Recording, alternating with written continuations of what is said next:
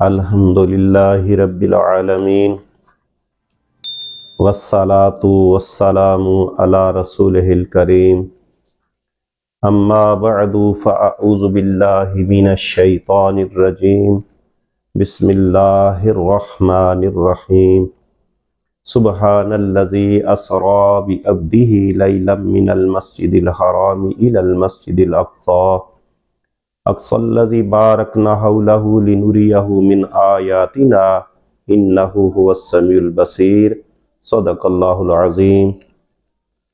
معززین کرام، آج ہم نبی کریم صلی اللہ علیہ وسلم کے معراج شریف والا یہ معجزہ ہے، معجزہ اعظم ہے، اس کے بارے میں کچھ عرض کریں گے۔ تو میں عرض کروں، پہلے اس کا ترجمہ سن لیتے ہیں کہ اللہ تعالیٰ فرماتا ہے کہ پاک ہے وہ ذات جس نے اپنے خاص بندے کو رات کے تھوڑے سے حصے میں سیر کرائی، مسجد حرام سے لے کے مسجد اقصی تک، وہ مسجد اقصی جس کے ارد گرد اللہ تعالیٰ فرماتا ہے ہم نے برکتوں کا نزول فرمایا ہے۔ اور یہ ساری سیر کروانے کا مقصد کیا ہے؟ تاکہ ہم اپنے پیارے محبوب کو اپنی نشانیاں دکھلائیں، بے شک وہ سننے والا اور دیکھنے والا ہے۔ اب ہمارا عقیدہ ہے کہ نبی کریم صلی اللہ علیہ وآلہ وسلم کو معراج ہوئی بیداری کی حالت میں اور جسمانی طور پہ۔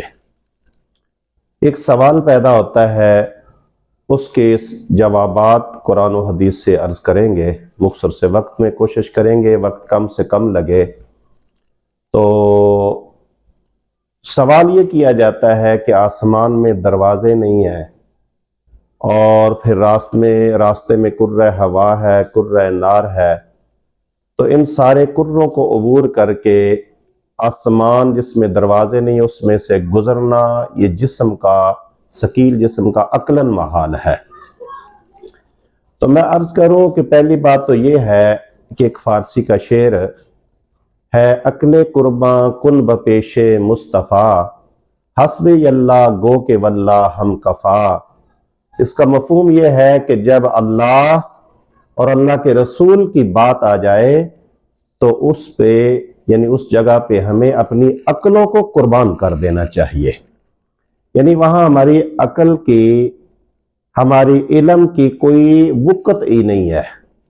تو آؤ، یہ پہلا سوال جو کہ یہ دروازے آسمان میں نہیں ہے، تو اس کا جواب ہم قرآن سے ہی لیتے ہیں۔ یہ 8واں پارہ ہے اور پارے کا 12واں رکوع سورہ اعراف کی آیت نمبر 40 ہے۔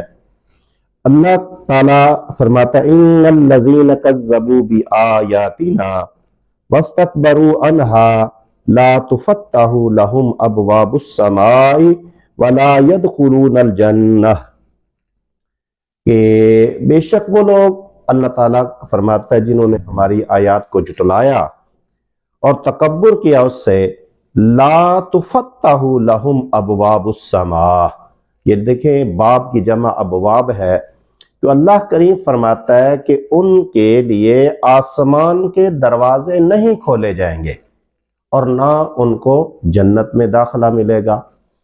تو احادیث مبارکہ میں متفق علیہ یہ حدیث ہے، مشکوٰۃ شریف کے صفحہ نمبر 529 پہ یہ حدیث شریف موجود ہے۔ حدیث شریف لمبی ہے، جس کا مفہوم یہ ہے باقاعدہ کہ آپ حضرت جبریل امین کے ساتھ جاتے ہیں آسمان دنیا پہ، اور وہ دروازہ کھٹکھٹایا جاتا ہے، پوچھا جاتا ہے کون؟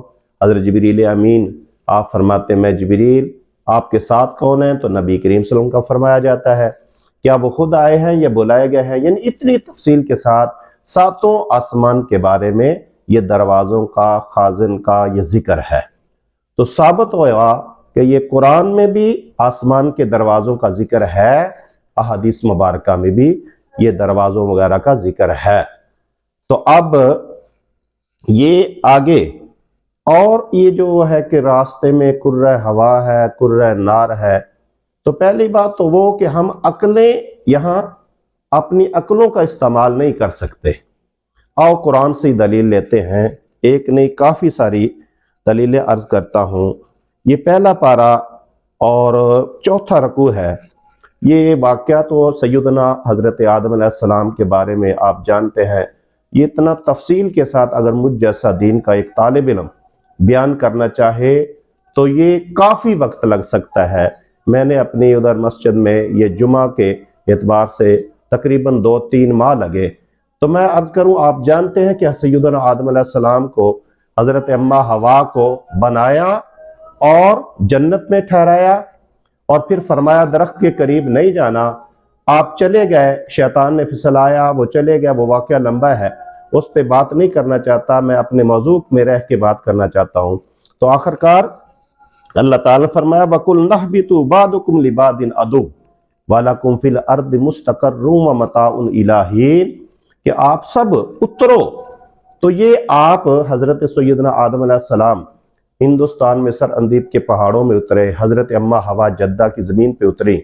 تو میں عرض کروں کہ دیکھیں، آپ دونوں ہستیوں کو پہلے بنایا گیا، جنت میں ٹھہرایا گیا، اور پھر زمین پہ اتارا گیا۔ اگر یہ دونوں ہستیاں ان تمام آسمانوں کو عبور کر کے، کیونکہ یہ ہم سب جانتے ہیں کہ جنت 7 آسمان کے اوپر ہے، تو یہ 7 آسمانوں سے گزر کے کرۂ ہوا کو، کرۂ نار کو عبور کر کے اگر یہ زمین پہ آ سکتے ہیں، یہ کرے وغیرہ یا یہ دروازے وغیرہ رکاوٹ نہیں بنے، تو اسی طرح امام الانبیاء بھی ان سب کروں کو عبور کر کے جا بھی سکتے ہیں اور آ بھی سکتے ہیں۔ اور اسی طرح صرف آپ دلائل سن لیں، دوسرا حوالہ یہ 16واں پارہ میں، پارے کا 7واں رکوع ہے سورہ مریم میں، اللہ فرماتا ہے وَاذْكُرْ فِي الْكِتَابِ إِدْرِيسَ إِنَّهُ كَانَ صِدِّيقًا نَبِيًّا وَرَفَعْنَاهُ مَكَانًا عَلِيًّا، کہ ہم نے حضرت سیدنا ادریس علیہ السلام، آپ اللہ فرماتے اس کو یاد کرو، اور وہ سچے نبی ہیں، ہم نے ان کو بلند مقام کی طرف اٹھا لیا ہے۔ حضرت مفتی احمد یار خان نعیمی قرآن مجید کنز الایمان کے حاشیے میں لکھتے ہیں کہ 4 انبیاء کرام ایسے ہیں جو اب بھی بظاہر زندہ ہیں، یعنی ہمارا عقیدہ سب انبیاء زندہ ہے، لیکن وہ 2 زمین پہ، 2 آسمان پہ۔ آسمان پہ حضرت سیدنا عیسیٰ علیہ السلام اور حضرت سیدنا ادریس علیہ السلام، اور زمین پہ حضرت خضر علیہ السلام اور حضرت الیاس علیہ السلام۔ تو اسی طرح اور سن لے، پھر حوالہ پھر آگے بات کرتے ہیں۔ اللہ تعالیٰ نے حضرت عیسیٰ علیہ السلام کے بارے میں قرآن مجید میں فرمایا، یہ 6واں پارہ ہے، پارے کا 2واں رکوع ہے، سورۃ النساء میں اللہ کریم فرماتا ہے وَمَا قَتَلُوهُ يَقِينًا بَلْ رَفَعَهُ اللَّهُ إِلَيْهِ وَمَا كَانَ اللَّهُ عَزِيزًا حَكِيمًا، کہ حضرت عیسیٰ علیہ السلام یقیناً قتل نہیں کیے گئے، بلکہ انہیں ہم نے بلند مقام کی طرف اٹھا لیا ہے۔ اور اسی طرح پھر یہ دیکھیں کہ یہ حضرت ادریس علیہ السلام، حضرت عیسیٰ علیہ السلام ان سب کروں کو عبور کر کے آسمانوں پہ جا سکتے ہیں، تو ہمارے نبی کریم صلی اللہ علیہ وسلم سب آسمانوں کو عبور کر کے، ان سب کروں کو عبور کر کے آپ تشریف لے جا بھی سکتے ہیں اور واپس بھی تشریف لا سکتے ہیں۔ اور پھر جب دیکھیں سیدنا ابراہیم علیہ السلام کا، تو آپ کو وہ نار نمرود میں آپ کو انہوں نے، یہ نمرودیوں نے پھینکا، تو اللہ تعالیٰ نے فرمایا وَقُلْنَا يَا نَارُ كُونِي بَرْدًا وَسَلَامًا عَلَىٰ إِبْرَاهِيمَ، بڑی مشہور آیت ہے، بڑا مشہور واقعہ ہے۔ تو وہ آگ آپ پہ گلزار بن گئی۔ تو دیکھیں حضرت ابراہیم علیہ السلام پہ وہ آگ گلزار بن سکتی ہے، نقصان نہیں پہنچا سکتی، تو امام الانبیاء کو بھی یہ کرۂ نار وغیرہ کوئی نقصان نہیں پہنچا سکتے۔ اور پھر یہ حضرت جبریل امین، یہ ہم مسلمانوں کا عقیدہ ہے کہ وہ انبیاء کرام اور اسپیشلی ہمارے نبی کریم صلی اللہ علیہ وآلہ وسلم کے خادم ہیں۔ تو یہی دلیل سیدنا حضرت ابو بکر صدیق شہنشاہ صداقت نے آپ نے کفار کو دی تھی، جب وہ لے کے گئے نا ابو جہل وغیرہ کہ تیرے نبی نے یہ دعویٰ کیا کہ رات کے تھوڑے سے حصے میں مسجد حرام سے مسجد اقصیٰ، پھر آگے لامکان تک ہو کے آئے، وقت بھی کوئی نہیں لگا۔ تو جب یہ بات ہوئی تو آپ نے فرمایا اگر میرے نبی کریم صلی اللہ علیہ وسلم نے فرمایا تو میں اس کی تصدیق کرتا ہوں۔